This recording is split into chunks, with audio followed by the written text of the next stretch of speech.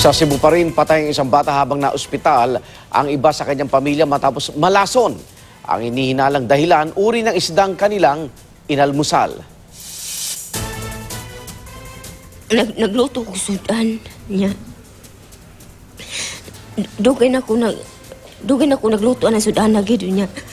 Hindi inakala ng isang ginang sa Lapu-Lapu City, Cebu na ang niluto niyang almusal ikapapahamak ng kanyang mag-anak. 6 na anak niya isinugod sa ospital matapos mahilo at magsuka. Pinakamalala ang sinapit ng anak niyang 5 taong gulang. Pagkatapos kumain ay nakaligo pa raw ito sa dagat at nakapaglaro. Pero Human pag niuli siya sa mga sir kanang higda siya katong batang namatay.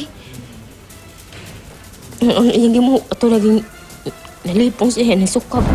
namatay ang bata at hindi nakaabot pa sa ospital. Ginagamot naman ng 5 pa nitong kapatid na ang ilan ay malnourished at may iba pang sakit tulad ng pneumonia. Ang nilutong agahan ng kanilang ina, puffer fish o isdang butete na dati pa raw nilang kinakain. Ayon sa isang toxicology expert, may tetrodotoxin ang mga puffer fish na siyang nakalalason sa mga kumakain nito. Pero bukod sa puffer fish, hindi sinasantabi ang posibilidad na may ibang dahilan ng pagkakasakit ng pamilya. For now, dili lang sa mo focus good sa puffer fish good nga kuan good, but try to explore other causes. Pero kung sakali, hindi yan ang unang pagkakataong may nadali sa pagkain ng puffer fish. Noong 2010, 2 ang namatay matapos gawing pulutan ng isdang butete sa Binmalay, Pangasinan.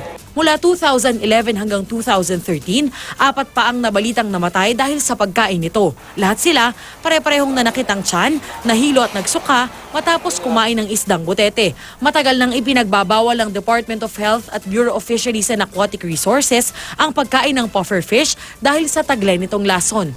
Darlene Kai, GMA News.